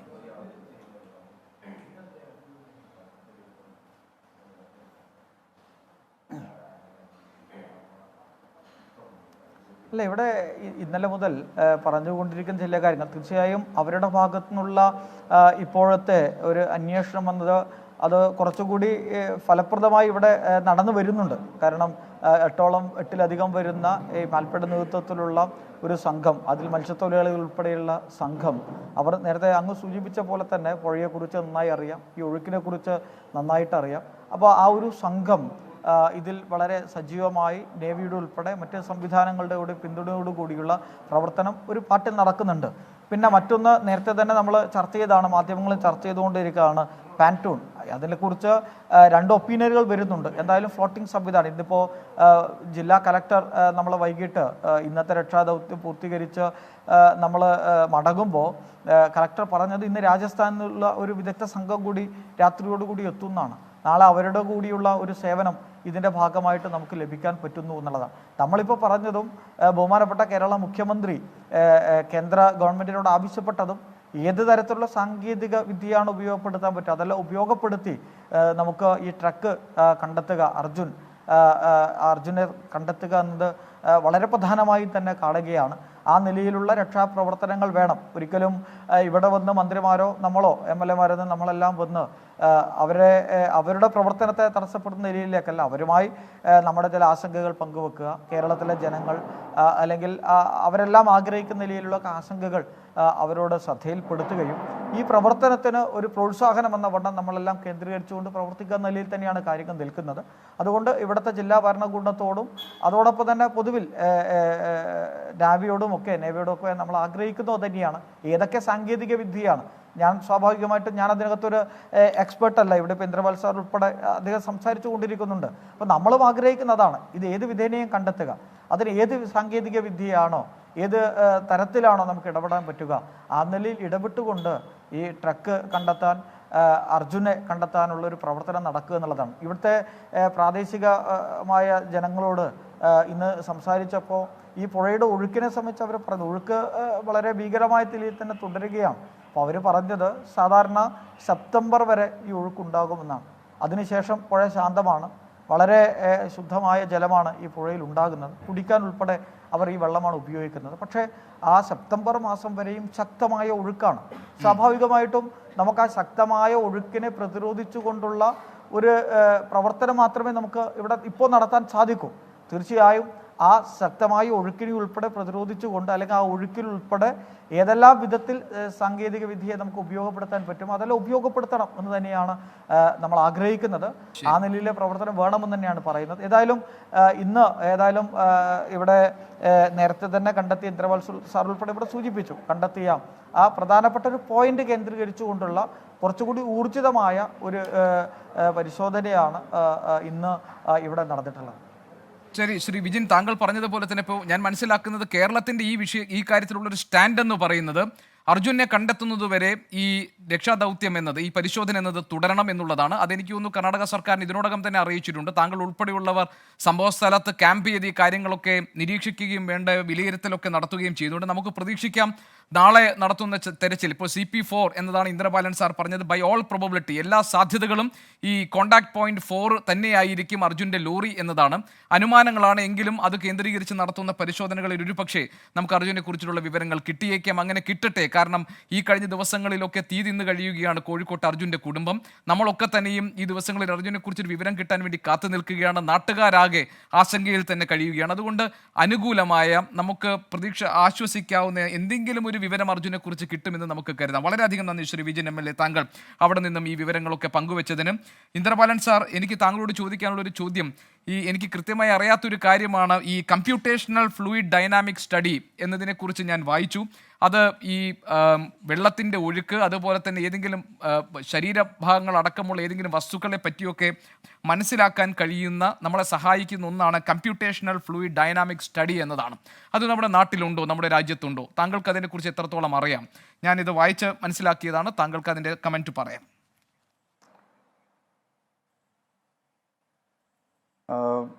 അതിനെപ്പറ്റി ഞാൻ അത്ര വായിച്ചിട്ടില്ല. I am aware of fluid dynamics, all these Bernoulli's പ്രിൻസിപ്പലിലൊക്കെ അത് വരുന്നതാണ്. പക്ഷേ ഈ സ്പെസിഫിക്കലി കോമ്പ്യൂട്ടേഷണൽ ഫ്ലൂയിഡ് ഡൈനമിക്സിൻ്റെ വിധങ്ങൾ നമ്മുടെ ഇന്ത്യയിലുണ്ടോ? I have not done research. കുറച്ചൊന്ന് ടൈം കിട്ടിയാൽ I definitely will to research and tell you. But what I did research was on this magnetic system of recovery. അപ്പോൾ ഞാൻ നോക്കിയപ്പോൾ ഇറ്റ്സ് എ വയബിൾ സിസ്റ്റം. മഹീന്ദ്രയുടെ കയ്യിൽ Tata motors, JCB India, Ashok Leyland, force motors, ഇവരുടെ എല്ലാവരുടെയും കയ്യിൽ മാഗ്നറ്റിക് റിക്കവറി ടൂയിങ് മെക്കാനിസം ഉണ്ട്. അതിനെ ഉപയോഗിക്കാൻ പറ്റും. പിന്നെ അതിനെ സപ്ലൈ ചെയ്യുന്ന വേറെ കമ്പനീസും ഉണ്ട്. സോ ഈ മാഗ്നറ്റിക് റിക്കവറി സിസ്റ്റമിനെ നമ്മളൊരു ബാർജിലോ അല്ലെങ്കിൽ ഞാൻ പറഞ്ഞ പോലെ ജങ്കാറിൽ ലോഡ് ചെയ്തിട്ട് കൊണ്ടുപോയാൽ it will be able to latch on. It just latches on to the truck or whatever recovery item is there, and it has strong capacity to pull up heaviest possible trucks, etc. അത് ചെയ്യാൻ is a possibly a viable option. because നമുക്ക് ultimately നമ്മളെല്ലാവരും കാത്തിരിക്കുന്നത് അർജുനെ കാണാനായിട്ടാണ്. അപ്പോൾ അത് possible എങ്ങനെയാവാൻ പോകുന്നത്? Truck പുറത്ത് വന്നാലേ ഇത് പോസിബിൾ ആവുള്ളൂ. അല്ലെങ്കിൽ we have to rule out Arjun അവിടെ ഇല്ല എന്ന്. അത് റൂൾ ഔട്ട് വന്നവരെ we have to attempt this. അപ്പോൾ അത് അറ്റംപ്റ്റ് ചെയ്യുമ്പോൾ ഒബ്ജക്റ്റീവ് വെച്ചിട്ടാണ് അറ്റംപ്റ്റ് ചെയ്യേണ്ടത് and take a safer option. ഇപ്പോൾ നമുക്കൊരു ആസ് ഐ സെഡ് ഏർലിയർ ഒരു ലൈഫിനെ രക്ഷിക്കണമെങ്കിൽ we can put another life at risk. പക്ഷേ ഇപ്പോൾ നമുക്ക് that is not the point we are looking at. We definitely want Arjunan's body to come. അപ്പോൾ അത് സേഫായിട്ട് ലെസ് റിസ്കി ആവും. എല്ലാത്തിലും റിസ്ക് ഉണ്ട്, there is no doubt about it. Or anything that you do under these conditions are challenging and risky, but it is less riskier options than what currently the diving operation is. If there was water current was less than 3 knots, 2 knots, I would have possibly advised that that's a good option, because then we are doing it at a reasonable risk. This is reasonable risk alla edukkunnathu, we are taking high risk. So that is what my suggestion is. Sir, ഇവിടേക്ക് പുറപ്പെടുന്നതിന് മുൻപേ താങ്കൾ പറഞ്ഞത് ഞാനിപ്പോഴും ഓർക്കുന്നുണ്ട്. താങ്കൾ പറഞ്ഞത് ഞങ്ങളുടെ ദൗത്യം എന്നത് ഈ ലോറി എവിടെയാണ്, ആളുകൾ എവിടെയാണ് എന്ന് ലൊക്കേറ്റ് ചെയ്യുകയാണ്, ബാക്കി കാര്യങ്ങൾ ചെയ്യേണ്ടത് അത് പുഴയിലാണെങ്കിൽ നാവികസേനയാണെന്നതാണ്. അപ്പോൾ ഇനി കാര്യങ്ങൾ നാവികസേന ഏറ്റെടുത്ത് ചെയ്യേണ്ട ഒരു ഘട്ടമായിട്ടുണ്ടോ? അല്ല, ഞാൻ അങ്ങനെ പറഞ്ഞിട്ടില്ല doctor Arun. What I said was നമ്മുടെ റെസ്പോൺസിബിലിറ്റി ഇതാണ്. അതിനെ കഴിഞ്ഞിട്ട് മുന്നോട്ട് കൊണ്ടുപോകുന്ന റെസ്പോൺസിബിലിറ്റി അവിടുത്തെ സിവിൽ അഡ്മിനിസ്ട്രേഷനാണ്. അവർ ആരെ ഉപയോഗിക്കുന്നു, whom are they requisitioning, that is their responsibility, and how the requisitioned agency the perform ചെയ്യുന്നത് അത് അവരുടെ responsibility. So it's incorrect on my part to comment on somebody else's responsibility. All I am advising is what is the safest option to do. പക്ഷേ ഏത് option എടുക്കേണ്ടത് ആ dilemma അവിടുത്തെ civil അഡ്മിനിസ്ട്രേഷൻ്റെ മൈൻഡിലാണ്. Ultimately അവരുടെ കയ്യിലാണ് ഫുൾ റെസ്പോൺസിബിലിറ്റി. സോ അവർക്ക് ഏതാ എടുക്കാണ് best, meeting what is Kerala's desire, കേരളയുടെ ഡിസയർ മീറ്റ് ചെയ്തിട്ട് ഏത് ബെസ്റ്റ് ഓപ്ഷൻ എടുക്കണം, അതാണ് I am just giving an advice. അത് എടുക്കേണ്ട ചുമതല അവരുടെയാണ്. I will not comment on what they should do or should not do. I understand sir. ഇപ്പോൾ എനിക്കിനി അറിയേണ്ട ഏറ്റവും പ്രധാനപ്പെട്ട കാര്യം ഇന്ദ്രബാലൻ സർ, താങ്കളുടെ നേതൃത്വത്തിലുള്ള ടീം ഈ രക്ഷാദൗത്യത്തിൽ ഇതുവരെ നടത്തിയ ഇടപെടലിൽ എന്തൊക്കെ കാര്യങ്ങൾ കണ്ടെത്തിയിട്ടുണ്ട്?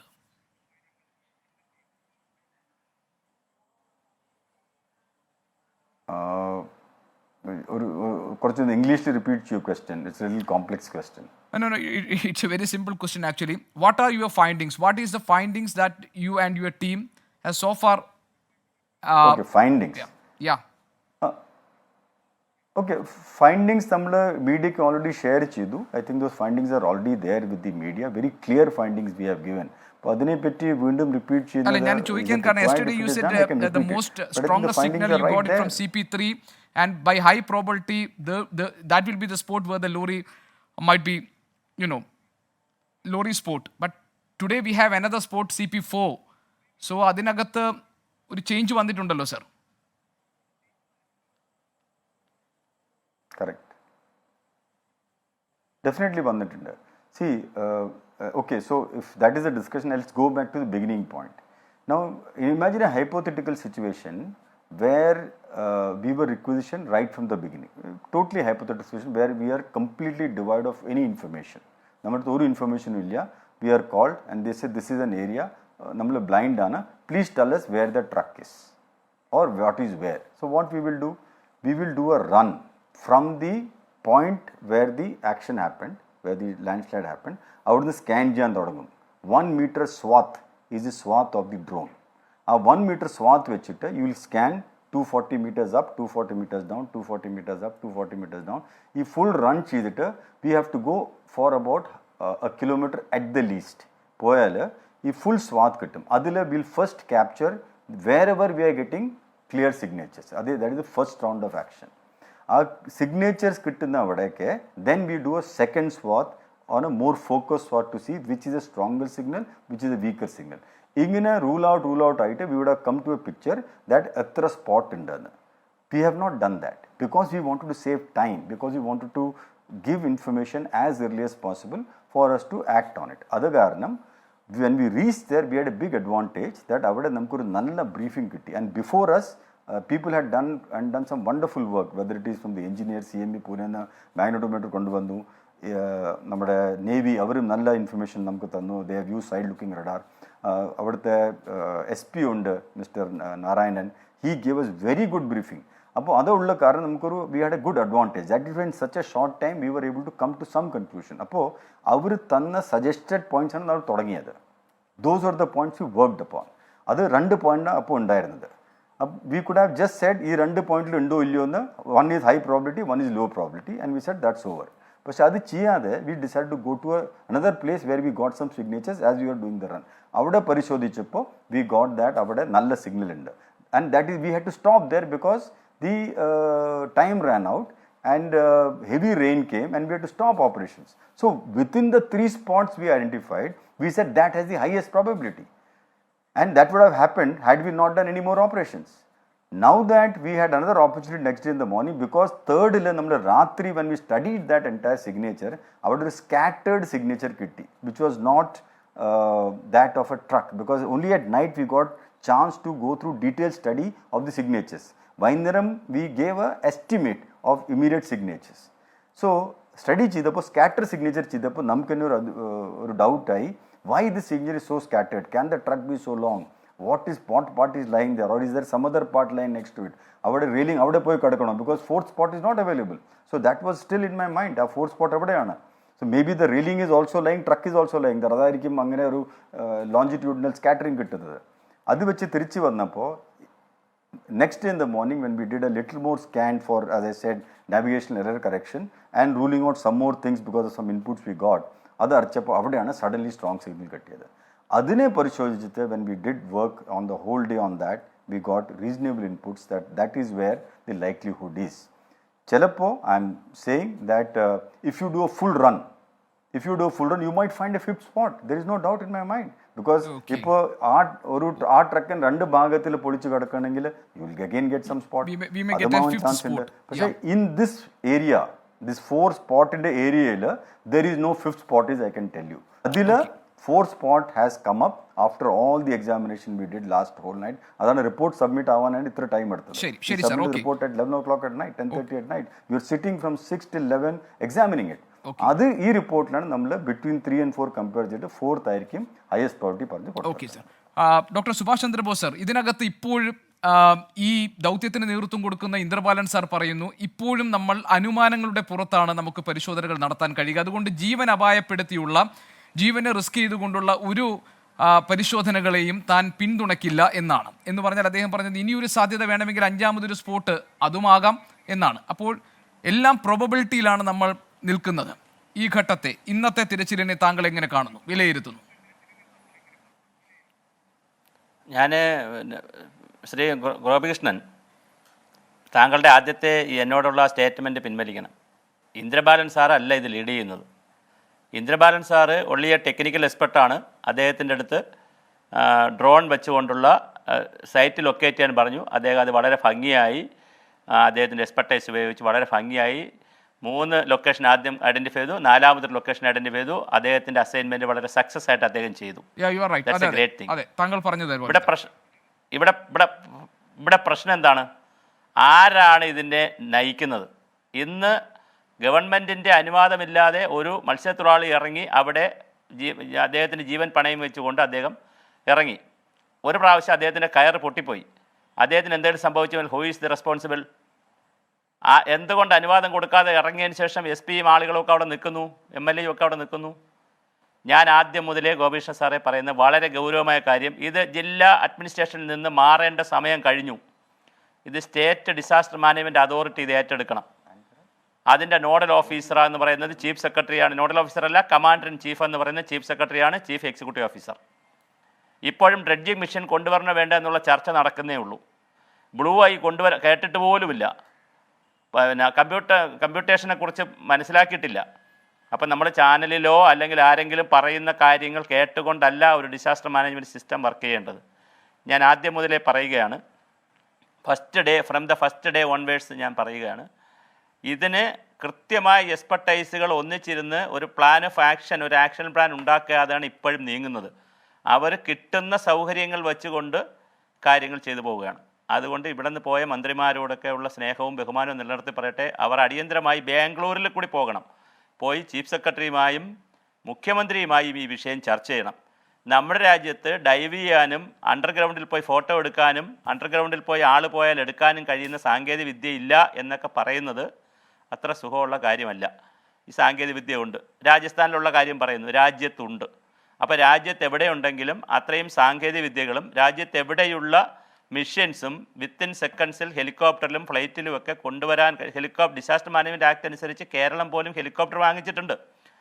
അതുപോലെ ഒരുപാട് സ്ഥലങ്ങളിൽ ഹെലികോപ്റ്റർ വാങ്ങിയിട്ടുണ്ട്. ഈ ഫണ്ട് ഉപയോഗിച്ച് തന്നെ വാങ്ങിയിട്ടുണ്ട്. അപ്പോൾ ഹെലികോപ്റ്ററിലും ഫ്ലൈറ്റിലും വേണമെങ്കിൽ ചാർട്ട് വരെ ചെയ്യാം. കാരണം ഇതൊരു ഡിസാസ്റ്റർ ആണെന്നേ. ഡിസാസ്റ്റർ മാനേജ്മെൻറ്റ് ആക്ടിൽ ഇതിനെല്ലാം പ്രൊവിഷനുണ്ട്. ആ പ്രൊവിഷൻസ് ഉപയോഗിച്ച് state level disaster management authority ഇതിനകത്ത് പ്രവർത്തിക്കാൻ തീരുമാനിച്ച് അതിൻ്റെ നോഡൽ ഓഫീസറെ ഫിക്സ് ചെയ്ത് കളക്ടർക്ക് പരിമിതിയുണ്ട്. ഒന്നാമത് അവർക്കൊരു പരിചയക്കുറവ് കാണും, ഇതൊന്നും ചെയ്ത് പരിചയം കാണില്ല. രണ്ടാമത് അവരുടെ ഒരു ഉത്തര കന്നഡയിലെ ഒരു കളക്ടർ വിചാരിച്ചാൽ ഇങ്ങനെ ആളുകളെ മൊബിലൈസ് ചെയ്യാൻ എളുപ്പമല്ല. അതുകൊണ്ട് സ്റ്റേറ്റ് ഡിസാസ്റ്റർ മാനേജ്മെൻറ്റ് അതോറിറ്റിയുടെ ചീഫ് എക്സിക്യൂട്ടീവ് ഓഫീസറും സ്റ്റേറ്റ് റിലീഫ് കമ്മീഷണർ കാണും. അങ്ങനെ state relief commissioner is a higher പോസ്റ്റാണ്. അങ്ങനെയുള്ള ആളുകൾ ദയവായി ഇതിൻ്റെ കോർഡിനേഷൻ ഏറ്റെടുത്ത് സമാന്തരമായി ബാംഗ്ലൂരിലും അതിൻ്റെ ഹെഡ് ക്വാർട്ടേഴ്സിലും മീറ്റിങ്ങുകൾ ചേർന്ന് അതിനനുസരിച്ചുള്ള ഒരു തയ്യാറെടുപ്പ് നടത്തണം. ഇത് അവസാനം ഇത്രയും ദിവസം സാങ്കേതിക വിദ്യകളും എല്ലാം പ്രയോഗിച്ചിട്ട് അവസാനം ഉടുപ്പിയിലുള്ള ഒരു മത്സ്യത്തൊഴിലാളിയെ വിളിച്ചിട്ട് അദ്ദേഹത്തിൻ്റെ ലൈഫും കൂടി റിസ്ക് ആക്കിയിട്ട് ഇറക്കി ഇത് പ്രോസസ്സ് ചെയ്യുകയാണ്. ഇതൊരു സയൻറ്റിഫിക് പ്രോസസ്സിംഗ് അല്ല, ഒരു പ്രൊഫഷണൽ അപ്രോച്ച് അല്ല. അത് ദയവ് ചെയ്ത് ഇനിയെങ്കിലും അത് ഉണ്ടാകേണ്ട സമയമായി. അതുകൊണ്ട് ഇത് എനിക്ക് പറയാനുള്ളത്, ഇത് ഒന്നുകിൽ സ്റ്റേറ്റ് ലെവൽ ടീം ഇത് ടേക്കപ്പ് ചെയ്യണം. അങ്ങനെ സ്റ്റേറ്റ് ലെവൽ ടീം ടേക്കപ്പ് ചെയ്തിട്ട് അവരെ കയ്യിൽ നിൽക്കുന്നില്ല എന്നാണ് കമാൻഡർ ഇൻ ചീഫും പിന്നെ DGPയും അതുപോലെ സ്റ്റേറ്റ് അതോറിറ്റീസും മീറ്റിംഗ് കൂടി ഞങ്ങളുടെ കയ്യിൽ നിൽക്കുന്നില്ലെങ്കിൽ അടിയന്തരമായി നാഷണൽ ഡിസാസ്റ്റർ മാനേജ്മെൻറ്റ് അതോറിറ്റിയെ അറിയിക്കണം. അങ്ങനെ അറിയിച്ചാൽ അവർക്കിത് ടേക്കപ്പ് ചെയ്യാൻ പറ്റും. അത് പ്രൈം മിനിസ്റ്ററാണ് എൻ്റെ ചെയർമാൻ, നമ്മുടെ ക്യാബിനറ്റ് സെക്രട്ടറിയാണ് എൻ്റെ പ്രധാനപ്പെട്ട ഓഫീസർ. അവിടെ അറിയിച്ചു കഴിഞ്ഞ് തീർച്ചയായിട്ടും പ്രധാനപ്പെട്ട ഉദ്യോഗസ്ഥരെയും പ്രധാനപ്പെട്ട സാങ്കേതിക വിദ്യകളെയും മെഷീൻസും അവിടെ കൊണ്ടുവരാൻ പറ്റും. അങ്ങനെ കൊണ്ടുവന്നുകൊണ്ടുള്ള ഒരു ലോങ് ടേം റെസ്ക്യൂ പ്ലാൻ ആലോചിക്കണം. അല്ലാതെ നാളെ രാവിലെ കിട്ടും, അടുത്ത മൊമെൻ്റ് കിട്ടും, ഒരു കുറ്റി കിട്ടിയിട്ടുണ്ട് അല്ലെങ്കിൽ ഒരു ലോക ഫീസ് കിട്ടി ഉടൻ തന്നെ അവിടെ കാണുമെന്ന് പറഞ്ഞുള്ള വൈകാരിക പ്രകടനങ്ങളൊക്കെ മാറ്റി വെച്ചിട്ട് ഒരു പ്ലാൻ ഓഫ് ആക്ഷൻ ഉണ്ടാക്കി പ്രോബബിലിറ്റി പറയുന്ന ലൊക്കേഷനിൽ ആദ്യം നോക്കി, മൂന്നാമത്തെ ലൊക്കേഷനും നോക്കി, പിന്നെ ബാക്കി സ്ഥലങ്ങളും ഇത് 2 ലൊക്കേഷനും നോക്കിയാലും 2 ഒബ്ജക്റ്റ് നമുക്ക് കണ്ടുപിടിക്കണം. നമ്മുടെ പ്രൈം ഒബ്ജക്റ്റ് എന്ന് പറയുന്നത് പിന്നെ അർജുനെ കണ്ടുപിടിക്കുക എന്നുള്ളതാണ്. അതുപോലെ തന്നെ പിന്നെയുള്ള നമുക്ക് ലോറി കണ്ടുപിടിക്കുക എന്നുള്ളത്. നമുക്കിപ്പോൾ ഈ ലൊക്കേഷനെല്ലാം കണ്ടുപിടിച്ചിട്ട് ലോറി കിട്ടിയതുകൊണ്ട് നമ്മളെ കഥ തീരുന്നില്ല. പിന്നെ അർജുനെ കണ്ടുപിടിക്കണം. ഒഴുക്കുള്ള വെള്ളത്തിലാണ് ഇതെല്ലാം നടക്കുന്നത്, കരയിലല്ല നടക്കുന്നത്. അപ്പോൾ അതുകൊണ്ട് ഇതിൻ്റെ ഓപ്പറേഷൻ്റെ വോളിയം ഇപ്പോഴും ഡിസ്ട്രിക്ട് അഡ്മിനിസ്ട്രേഷൻ മനസ്സിലാക്കിയിട്ടുണ്ടോ എന്നൊരു സംശയമുണ്ട്. നമ്മൾ ഈ ലോറിയിലേക്ക് ശ്രദ്ധ കേന്ദ്രീകരിക്കുന്നത് സുഭാഷ് ചന്ദ്രബോസ് സാർ അറിയാമല്ലോ, ലോറിക്കകത്ത് അർജുൻ ഉണ്ടാകും എന്ന അനുമാനത്തിലാണ്. ശരി സാർ, ഞാനൊരു ചെറിയ ഇടവേള എടുക്കട്ടെ. അതെങ്ങനെയാണ് നിങ്ങൾ അനുമാനിക്കുക? 8:30 മണിക്ക് നടക്കുന്ന ആക്സിഡന്റിൽ ഒരാൾ ലോറിയിൽ 3:30 മണിക്ക് കിടന്നുറങ്ങിയാൽ അദ്ദേഹം 8:30 മണിക്ക് മുമ്പേ ചായ കുടിക്കാൻ ഇറങ്ങുമോ ഇല്ലയോ? ചായക്കടയുടെ തൊട്ടടുത്താണ്, അവിടെ നിന്ന് ഇറങ്ങുമോ ഇല്ലെന്ന് എന്ത് അസംഷനാണുള്ളത്? അല്ല, ആ അസംഷൻ ഒരു കാരണം ആ സമയത്ത് ലോറി ഓണായി കിടന്നിരുന്നുവെന്നും അതിന്റെ GPS വർക്ക് ചെയ്തിരുന്നുവെന്നും ഈ ഭാരത് ബെൻസ് സ്ഥിരീകരിച്ചിട്ടുള്ളത് കൊണ്ട് ആ സമയത്ത് ലോറിയിൽ തന്നെ അർജുൻ ഉണ്ടായിരിക്കാനുള്ള സാധ്യത ഒരു ഭാഗത്തുണ്ട്. അപ്പോൾ ഒരു സംശയമുണ്ട്. ഒരു സാധാരണയായി ലോറി ഒരു ചെറിയ ചായ മാത്രം കുടിക്കാനാണെങ്കിൽ ലോറി ഓൺ ചെയ്തിട്ടിട്ടും ഇറങ്ങും. ആളുകൾ രാവിലെ ഒന്ന് നോക്കി ഓണായി കിടക്കട്ടെ, അത് കറക്റ്റാണ്, രാത്രി ഉറങ്ങിയതാണ് അദ്ദേഹം. വേറെ പ്രോബബിലിറ്റി ഞാൻ പറയുന്നത്, രാത്രി ഉറങ്ങി, വണ്ടി ഒന്ന് സ്റ്റാർട്ട് ചെയ്തു, അവിടെ തൊട്ടടുത്ത് തന്നെയാണ് ചായക്കട, അവിടെ പോയി ഒരു വെറ്റ് ചായ വാങ്ങിച്ചുകൊണ്ട് വരാം എന്ന് ചിന്തിച്ചിരുന്നെങ്കിലോ അങ്ങനെ ഒരു ലോജിക്കും അതിനകത്തുണ്ട്. ഉണ്ട്, ഉറപ്പായിട്ടുണ്ട്. അങ്ങനെ ഒരു ലോജിക്കും ശരിയാണ്. അതെല്ലാം നമ്മൾ ഈ അനുമാനത്തിന്റെ പുറത്താണ് ഈ പരിശോധന. ചെറിയ ഇടവേള എടുക്കുകയാണ് സാർ, വളരെ അത്യാവശ്യമായത്. Colonel S. ഡിന്നിയിലേക്കാണ് ഞാൻ പോകുന്നത്. ശ്രീ ഡിന്നി, ഇപ്പോൾ ഇതിനകത്ത് നമ്മുടെ മുന്നിൽ ഇപ്പോൾ ഇന്ദ്രപാലൻ സാർ പറഞ്ഞ ചില കാര്യങ്ങളുണ്ട്. എല്ലാം ഹൈ പ്രോബബിലിറ്റി CP4-ലാണ്. അതുകൊണ്ട് അവിടെ ലോറി ഉണ്ടാകും എന്ന് നമ്മുടെ അനുമാനം. അവിടെ ഈ ജീവൻ റിസ്ക് ചെയ്തുകൊണ്ടുള്ള ഓപ്പറേഷൻസിന്റെ ആവശ്യമില്ല, അദ്ദേഹം അതിനെ പിന്തുണയ്ക്കുന്നുമില്ല. അങ്ങനെയാണെങ്കിൽ വീണ്ടും നമ്മുടെ ഈ രക്ഷാദൗത്യം പ്രതിസന്ധി നേരിടുന്നു എന്നല്ലേ?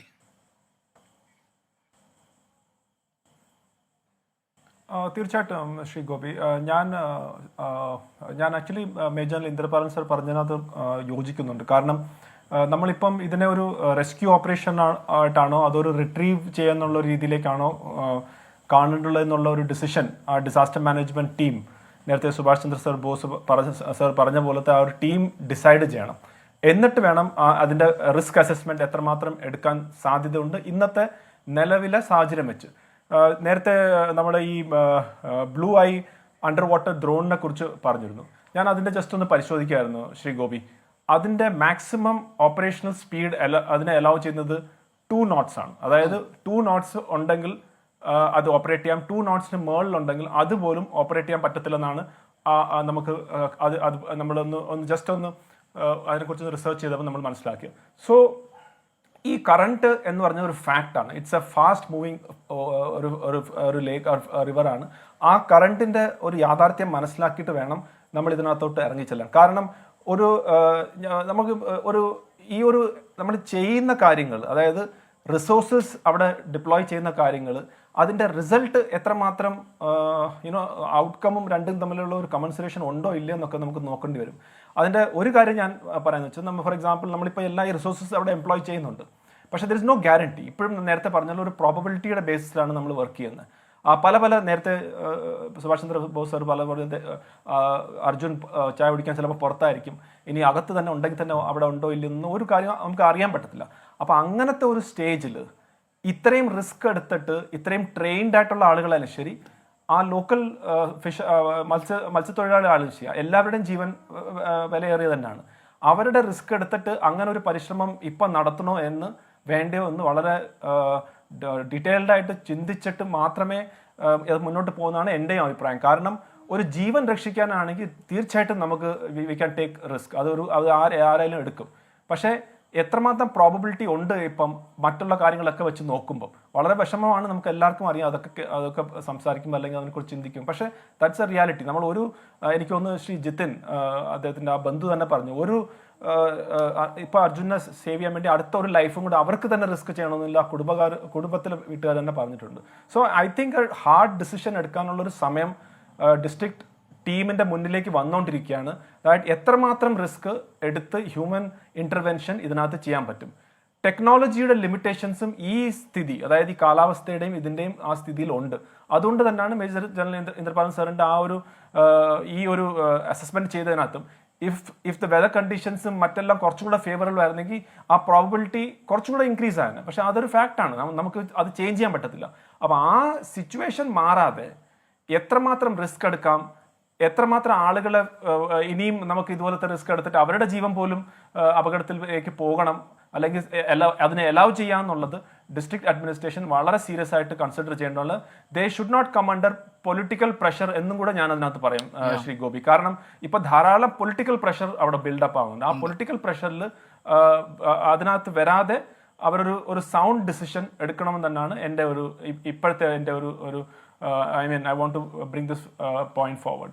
സുഭാഷ് ചന്ദ്രബോസ് സാർ, ഞാൻ ഈ ചോദ്യം ചോദിക്കുമ്പോൾ ഒരിക്കലും പ്രേക്ഷകരും താങ്കളും കരുതരുത് ഈ 12 ദിവസമായി നടക്കുന്ന രക്ഷാദൗത്യത്തെ വില കുറച്ച് കാണുകയാണെന്ന്. പക്ഷേ സുഭാഷ് ചന്ദ്രബോസ് സാർ, സത്യത്തിൽ ഒന്നാമത്തെ ദിവസം നമ്മുടെ മുന്നിലുള്ള ചോദ്യങ്ങൾ, അതായത് ലോറിക്ക് എന്ത് സംഭവിച്ചു, ലോറി എവിടെ കിടക്കുന്നു, അർജുൻ എവിടെയാണുള്ളത്, ലോറിക്കകത്താണോ പുറത്താണോ, എന്താണ് യഥാർത്ഥത്തിൽ സംഭവിച്ചത്, ഒന്നാമത്തെ ദിവസം മുതലുള്ള നമ്മുടെ ചോദ്യങ്ങൾ ഈ 12ാം ദിവസം ഈ തിരച്ചിൽ നടക്കുമ്പോഴും നമ്മുടെ മുന്നിൽ അങ്ങനെ കിടക്കുകയല്ലേ? തീർച്ചയായിട്ടും ശ്രീ ഗോപികൃഷ്ണൻ അങ്ങനെ തന്നെ കിടക്കുകയാണ്. ഒന്നാമത്തെ ദിവസം ഒന്നും സംഭവിച്ചില്ല. ഒരു PWD എഞ്ചിനീയറും പോലീസും വന്നിട്ട് മണ്ണ് ക്ലിയർ ചെയ്തു. 2ാം ദിവസം ഒന്നും സംഭവിച്ചില്ല. 3ാം ദിവസമാണ് ഒരു ബന്ധുക്കൾ പോലീസിൽ പരാതി കൊടുത്ത് MP-യെ ബന്ധിപ്പിച്ചു, മന്ത്രിയെ ബന്ധിപ്പിച്ചു, മെയിലുകൾ അയച്ചു. അങ്ങനെയാണ് ഇത് ആരംഭിച്ചത്. എന്നിട്ട് എന്താ ചെയ്യുന്നത്? അപ്പോൾ കാണുന്ന സ്ട്രാറ്റജികൾ വെച്ചുകൊണ്ട് മുമ്പോട്ട് നീങ്ങുന്നു. കിട്ടുന്ന വിവരം ഇപ്പോൾ ഇന്ദ്രപാൽ സാർ വന്നത് എങ്ങനെയാണ് ഇതിനകത്ത്? ഇന്ദ്രപാൽ സാറ് ചാനൽ ചർച്ചകളിൽ വന്നു, സാറിൻ്റെ എക്സ്പെർട്ടൈസ് എടുക്കണമെന്നൊരു അഭിപ്രായം വന്നു, ഒരു പ്രഷർ വന്നു, സാറിൻ്റെ എക്സ്പെർട്ടൈസ് എടുത്തു. അങ്ങനെ പിന്നെ നമ്മുടെ വേറെ ഒരു ഇസ്രായേലി രഞ്ജിത്ത് ഇസ്രായേലി ഇവിടെ നിന്ന് പോയല്ലോ. ആരാണ് അദ്ദേഹത്തെ ഓതറൈസ് ചെയ്തത്? അദ്ദേഹത്തിൻ്റെ ബാക്ക്ഗ്രൗണ്ട് എന്താണ്? അപ്പോൾ ഇങ്ങനെ ഇപ്പം തന്നെ ഈ മത്സ്യത്തൊഴിലാളിയെ വിളിച്ച് ഏത് സാഹചര്യത്തിലാണ് എങ്ങനെയെങ്കിലും അർജുൻ ജീവിച്ചിരിക്കുകയോ അല്ലാതെ കിട്ടുകയാണോ നോക്കാനുള്ള ഒരു എഫർട്ട് എന്നുള്ള നിലയിലാണ്. ഞാൻ വീണ്ടും പറയുന്നത് അങ്ങനെ ആയിരുന്നില്ല ആദ്യം മുതൽ ഇത് ചെയ്യേണ്ടത്. ആരെയും കുറ്റം പറയുകയല്ല. നമ്മൾ കുറ്റം പറയുന്നതല്ല, നമ്മൾ പ്രത്യേകിച്ച് അക്കാഡമിക് ലൈനിൽ നിൽക്കുന്ന ആളുകൾ അങ്ങനെ കുറ്റം പറയേണ്ട കാര്യമില്ല. നമ്മളൊരു പ്രോസസ്സിലൊരു കുറവ് വന്നിട്ടുണ്ട്. ഞാൻ പറയാം ലോജിക്കൽ തിങ്കിങ് പറഞ്ഞ് ഞാൻ അപ്പോഴും അവസാനിപ്പിച്ചായിരുന്നു, എനിക്ക് ടൈം കിട്ടിയില്ല, പരസ്യം വന്നിട്ട്. ലോജിക്കൽ തിങ്കിങ്ങും ക്രിട്ടിക്കൽ തിങ്കിങ്ങും ലാറ്ററൽ തിങ്കിങ്ങും ഒക്കെ പറഞ്ഞ ഒരുപാട് പ്രോസസ്സ് ഉണ്ട് ചിന്തയിൽ. അത് സാമാന്യ ചിന്തയ്ക്ക് അപ്പുറമുള്ളതാണ്, അത് യുക്തിപരമായ ചിന്തകളാണ്. അങ്ങനെ ചിന്തകൾ എടുക്കുന്നത് ആർക്കാ പറ്റുക? എക്സ്പെർട്ടൈസ് ഉള്ളവർക്ക്, പഠിച്ചിട്ടുള്ളവർക്ക്, ഇതിൽ ഫീൽഡിൽ എക്സ്പീരിയൻസ് ഉള്ളവർക്കാണ് അങ്ങനെ അപ്പോഴപ്പോഴുള്ള റാഷ് ഡിസിഷൻസ് എടുക്കാൻ പറ്റുന്നത്. അങ്ങനെയുള്ളൊരു ഒരു ഗ്രൂപ്പ് ഓഫ് എക്സ്പേർട്സ് ആദ്യത്തെയോ രണ്ടാമത്തെയോ മൂന്നാമത്തെയോ ദിവസം ഇരുന്നൊരു പ്ലാൻ ഓഫ് ആക്ഷൻ തയ്യാറാക്കിയിരുന്നുവെങ്കിൽ ആദ്യം കരയിൽ നോക്കിയതുപോലെ നദിയിൽ നോക്കുമായിരുന്നു. അവിടെ ആ പുഴയുടെ തീരത്ത് കൊണ്ട് ലോറി കുറേ മണ്ണ് വീണതിൻ്റെ പുറത്ത് വേറെ മണ്ണ് കൊണ്ടിടില്ലായിരുന്നു. അങ്ങനെ ഒരുപാട് കാര്യങ്ങൾ ലാബ്സായിട്ട് പറ്റി. അതെന്തുകൊണ്ടെന്നാൽ ആരുടെയും കുറ്റമല്ല, ഡിസ്ട്രിക്ട് അഡ്മിനിസ്ട്രേഷൻ്റെ കുറ്റമല്ല, MLA യുടെ കുറ്റമല്ല, അവിടെ പോയ ബന്ധുക്കളുടെ കുറ്റമല്ല, ആരുടെയും കുറ്റമല്ല. ഒരു പ്രൊഫഷണൽ അപ്രോച്ച് എടുക്കാനോ ഒരു പ്രൊഫഷണൽ ടീം ഇത് മാനേജ് ചെയ്യാനോ പറ്റിയിട്ടില്ല എന്നുള്ളതാണ്. 12ാമത്തെ ദിവസവും അതില്ല. നാളെ ഈ നമ്മുടെ ഈശ്വര ഇറങ്ങണോ വേണ്ടയോ ഇതൊക്കെ ആരാ തീരുമാനിക്കുന്നത്? ഇതെല്ലാം തീരുമാനിക്കേണ്ടത് എക്സ്പെർട്ട് പാനലാണ് തീരുമാനിക്കേണ്ടത്. അൺഫോർച്ചുനേറ്റ്ലി ഒരു ഡിസ്ട്രിക്ട് അഡ്മിനിസ്ട്രേഷൻ ഒരു ചെറിയ സംവിധാനമാണ് ഇതെല്ലാവരും ആലോചിക്കുന്നത്. നമ്മളിവിടെ നിന്ന് പോകുന്ന മന്ത്രിമാരും MLA മാരും ഒക്കെ കൂടി അവർ എങ്ങനെയെങ്കിലും ഇദ്ദേഹത്തെ രക്ഷിച്ചുകൊണ്ട് വരണമെന്നുള്ള ആഗ്രഹം മാത്രമാണ് ഇവിടെ ഉള്ളത്. വികാരവും ആഗ്രഹവുമാണ് ഉള്ളത്. കുറച്ചുകൂടി വിവേകപരമായി സയന്റിഫിക്കായി നമ്മൾ പ്രവർത്തിക്കേണ്ട സമയം കഴിഞ്ഞു. അങ്ങനെ ഒരു ടീം ഓഫ് എക്സ്പേർട്സ് ഇരുന്ന് ഡിസിഷൻ ഇനിയെങ്കിലും എടുക്കണം. ഇത് എങ്ങനെ പോകണം, നാളെ മുതൽ എങ്ങനെയാണ് പോകേണ്ടതെന്ന് നാളെ രാവിലെ 10 മണിക്ക് ബാംഗ്ലൂർ സെക്രട്ടേറിയറ്റിൽ ചീഫ് സെക്രട്ടറിയുടെ നേതൃത്വത്തിൽ യോഗം ചേർന്ന് അടിയന്തരമായി ഓൺലൈനിലോ ഓഫ്ലൈനിലോ യോഗം ചേർന്ന് ഒരു പ്ലാൻ ഓഫ് ആക്ഷൻ ഉണ്ടാക്കി സംസ്ഥാനത്തിൻ്റെ കയ്യിൽ നിൽക്കുമെങ്കിൽ സംസ്ഥാനം നോക്കുക, അല്ലെങ്കിൽ നാഷണൽ ഡിസാസ്റ്റർ മാനേജ്മെന്റ് അതോറിറ്റിയെ സമീപിക്കുക. അങ്ങനെ കാര്യങ്ങൾ ഏതായാലും താങ്കൾ പറഞ്ഞതുപോലെ ഒരുപക്ഷെ നാളെയും നമുക്ക് ഇതുപോലെ ഈ അർജുൻ്റെ വിഷയം ചർച്ച ചെയ്യേണ്ടി വന്നേക്കാം. പക്ഷെ നാളെയെങ്കിലും നമ്മൾ ചർച്ചയ്ക്ക് ഇരിക്കുമ്പോൾ അത് എന്തെങ്കിലും ഒരു വിവരത്തിൻ്റെ അടിസ്ഥാനത്തിൽ, ഏതെങ്കിലും ഒരു പുതിയ സൂചനയുടെ അടിസ്ഥാനത്തിൽ ആകട്ടെ എന്ന് നമുക്ക് പ്രതീക്ഷിക്കാം. താങ്കൾ പറഞ്ഞതുപോലെ ഒരു പ്രൊഫഷണൽ നേതൃത്വത്തിൻ്റെ ഭാഗമായിട്ടല്ല ഈ രക്ഷാദൗത്യം ഒന്നാകെ നടത്തുന്നത് എന്നതൊരു വിമർശനമായി ഉന്നയിക്കുന്നുണ്ടെങ്കിൽ അത് പരിഹരിക്കാനുള്ള എന്തെങ്കിലും ഒരു ഇടപെടൽ നാളെ ഉണ്ടാകുമെന്ന് നമുക്ക് കരുതാം. ഈശ്വർ മാൽപ്പയെ മാത്രം പ്രതീക്ഷ അർപ്പിച്ചുകൊണ്ട് ഈ രക്ഷാദൗത്യത്തെ മുന്നോട്ട് കൊണ്ടുപോകുന്നതിൽ ഇന്ദ്രബാലൻ സാറിനെ പോലുള്ള വിദഗ്ധർക്കടക്കം അത്തരമൊരു അതിനോട് അവർ യോജിക്കുന്നില്ല. അതിന് പ്രധാനപ്പെട്ട കാരണം സ്വന്തം ജീവൻ റിസ്ക് ചെയ്തുകൊണ്ട് നടത്തേണ്ട ഒരു രക്ഷാദൗത്യമല്ല. ഇപ്പോഴും അനുമാനങ്ങളുടെ പുറത്താണ് ഈ പരിശോധനകളൊക്കെ നടത്തുന്നത്. അതുകൊണ്ട് തന്നെ കൃത്യമായ ഒരു അറിവിൻ്റെയും വിവരത്തിൻ്റെയും അടിസ്ഥാനത്തിലായിരിക്കണം അതിന് സാങ്കേതിക വിദ്യയുടെ സൗകര്യങ്ങൾ പ്രയോജനപ്പെടുത്തണം എന്നതാണ് അദ്ദേഹത്തെ പോലുള്ളവർ മുന്നോട്ട് വയ്ക്കുന്ന അഭിപ്രായവും നിർദ്ദേശവും. അതെല്ലാം പരിഗണിക്കപ്പെട്ടുകൊണ്ടുള്ള ഒരു പരിശോധനയിൽ ശരിയായ വിവരങ്ങൾ പുറത്തുവരും എന്ന പ്രതീക്ഷ ബാക്കി വെച്ചുകൊണ്ടാണ് എൻകൗണ്ടർ ഞാൻ പൂർത്തിയാക്കുന്നത്.